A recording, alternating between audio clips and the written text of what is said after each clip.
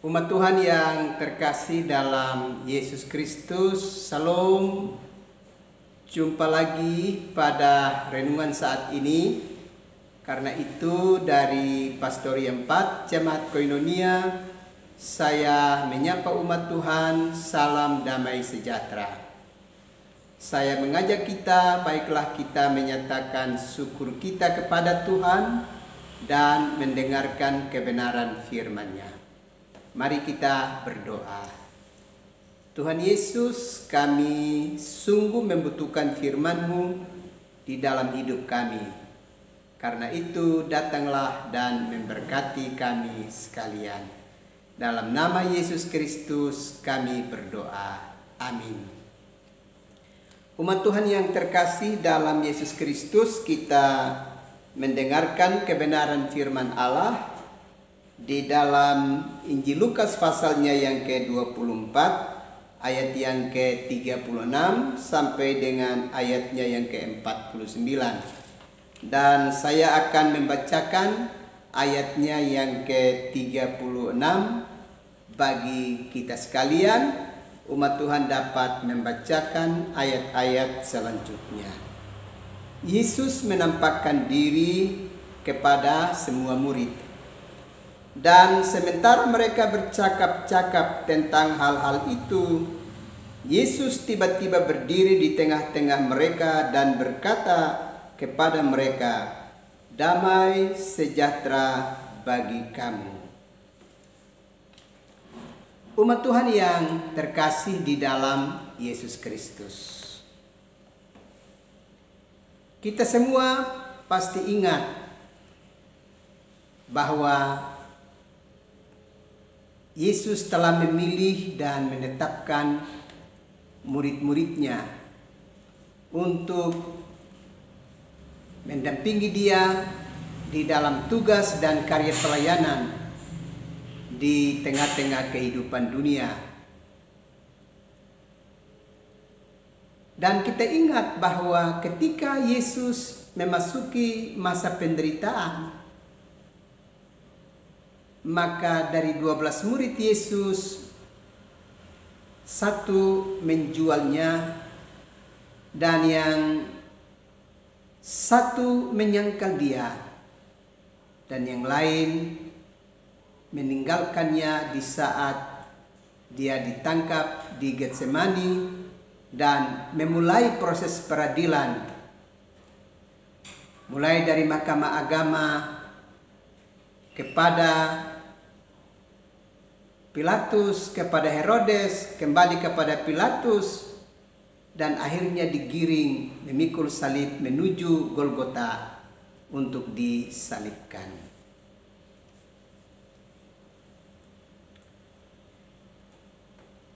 Sekalipun bahwa murid-muridnya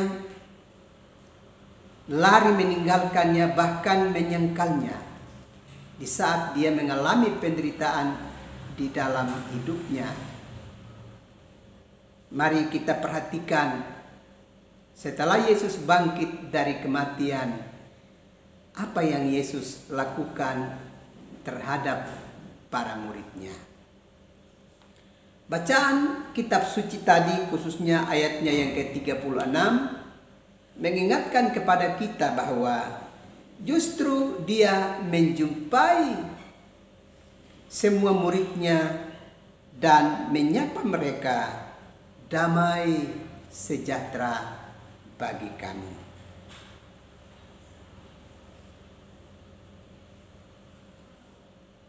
Coba kita perhatikan baik-baik apa yang dilakukan oleh Yesus kepada murid-muridnya ini.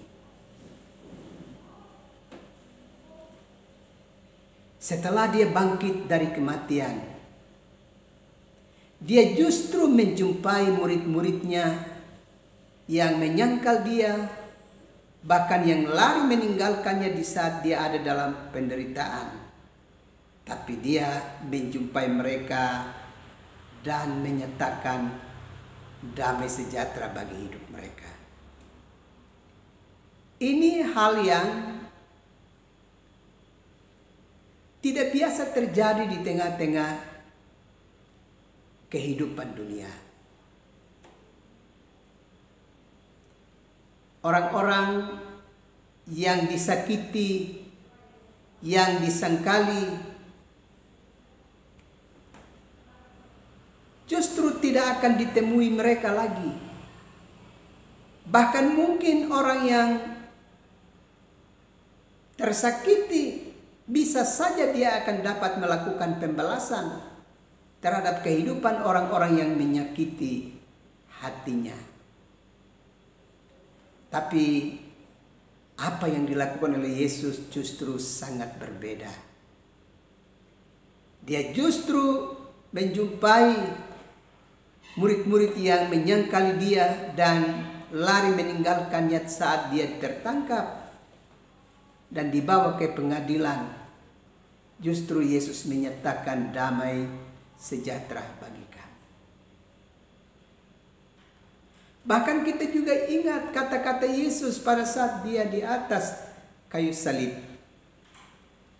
Ya Bapa, ampunilah mereka, sebab mereka tidak tahu apa yang mereka perbuat.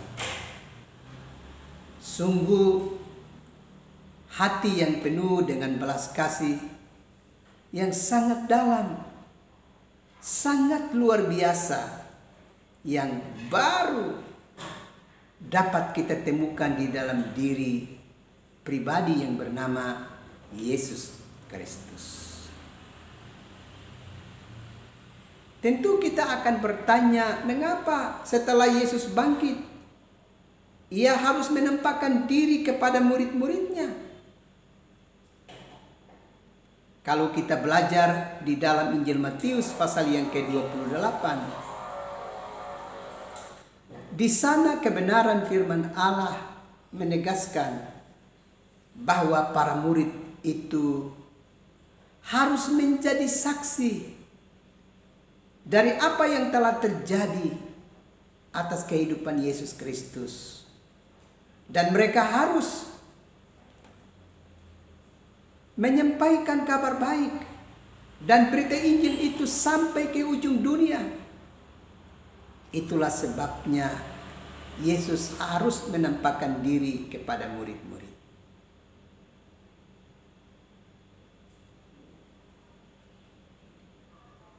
Selanjutnya mereka harus diperlengkapi melalui kuasa Roh Kudus, supaya kuasa itu dapat menggerakkan mereka untuk warta keselamatan yang akan mereka nyatakan bagi kehidupan umat manusia di bumi ini.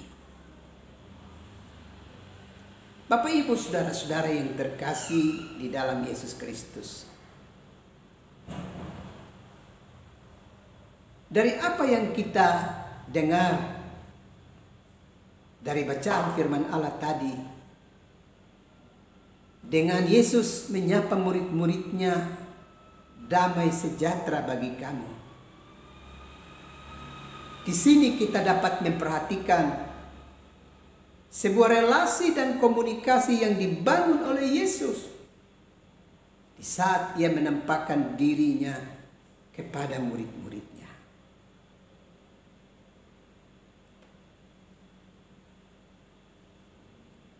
Pertanyaan bagi kita sekarang adalah, apa yang akan kita lakukan di dalam hidup ini?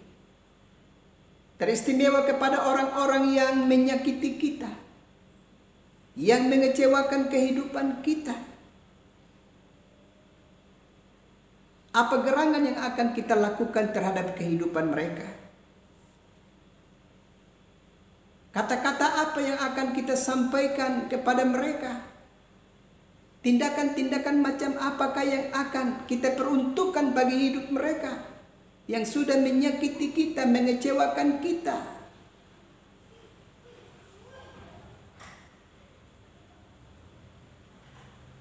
Apakah kita masih mau bergaul dengan mereka dan menjadikan mereka sebagai teman sekerja bagi hidup kita?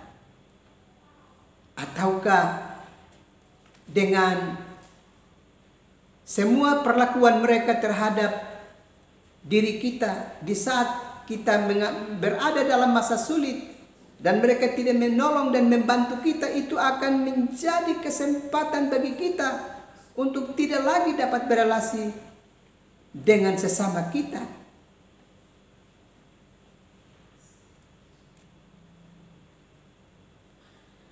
Coba kita perhatikan apa yang dilakukan oleh Yesus pada saat dia berada di Taman Getsemani.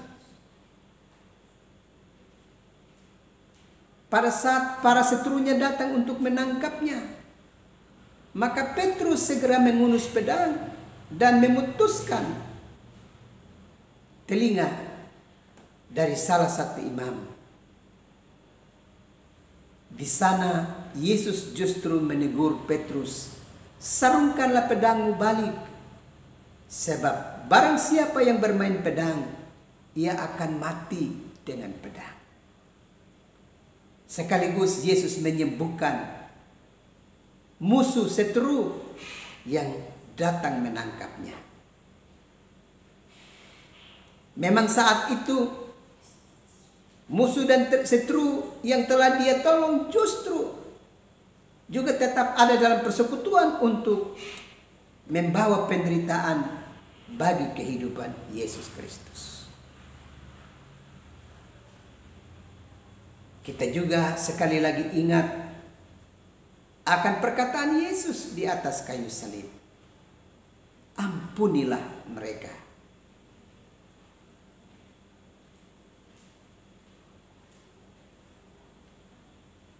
Sekarang coba kita perhatikan apa yang dikatakan oleh orang-orang yang pernah ditinggal menderita sendiri.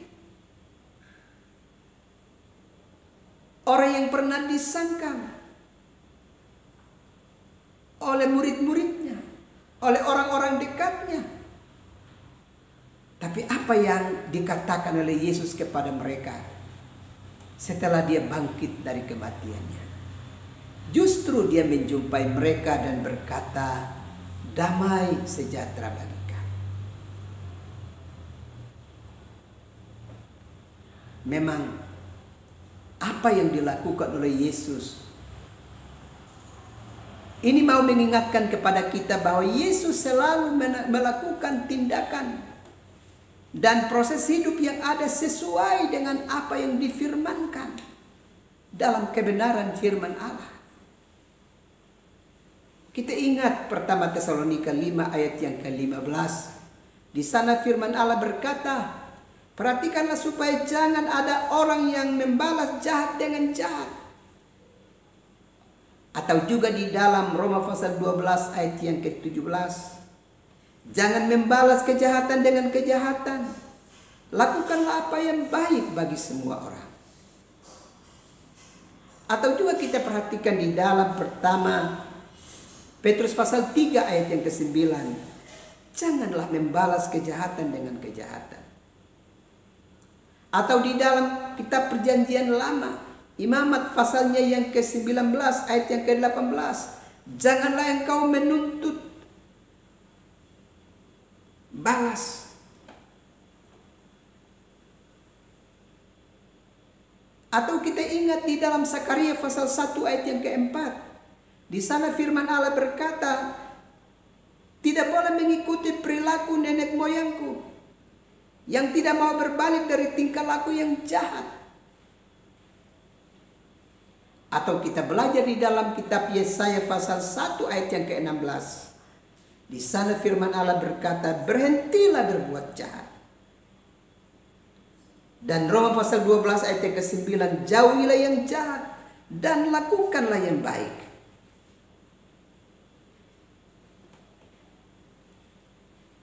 Dengan demikian, apa yang dilakukan oleh Yesus?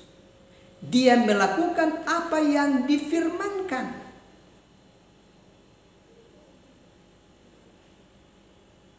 Apa yang sudah ditetapkan menjadi panduan hidup bagi umat manusia. Dan Yesus menunjukkan itu. Yesus tidak hanya berkata-kata, tetapi dia menunjukkan. firman itu menjadi nyata di dalam dirinya sendiri, di dalam apa yang dia lakukan.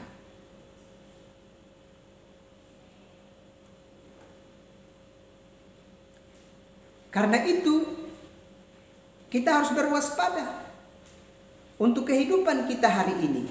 Kalau kita perhatikan di dalam Ibrani pasal yang ketiga ayat yang ke-12. Waspadalah supaya jangan sampai di antara kita ada yang punya hati yang jahat. Dan ingat, orang yang hati yang jahat itu tidak percaya kepada Allah di dalam hidupnya. Karena itu, mari kita belajar dari apa yang ditunjukkan oleh Yesus sehubungan dengan relasi dan komunikasi yang terbangun dari Yesus kepada murid-muridnya yang pernah menyakitinya, yang menyangkalinya. Dia justru berjumpa dengan mereka dan menyatakan damai sejahtera bagi kamu. Dia mau supaya yang terbangun dalam hidup bersama adalah kerjasama yang baik, secara bersama-sama menyatakan salam Allah di tengah-tengah kehidupan dunia ini. Mari kita belajar dari teladan Kristus dan menjadikan itu menjadi karakter hidup kita di dunia ini. Selagi Tuhan masih berkenan kita hidup bersama dengan orang-orang di sekitar kita, kita pasti bisa karena Roh Kudus berdiam di dalam diri kita. Amin. Mari kita berdoa. Tuhan Yesus, terima kasih untuk firman-Mu. Biarlah Tuhan menolong kami supaya kami belajar dari teladan Kristus sendiri. Kami akan beristirahat, datanglah dan memberkati kami sekalian. Dalam Yesus Kristus kami berdoa. Amin. Umat Tuhan yang terkasih, selamat beristirahat. Tuhan terus melindungi dan memberkati umat Tuhan sekalian. Shalom.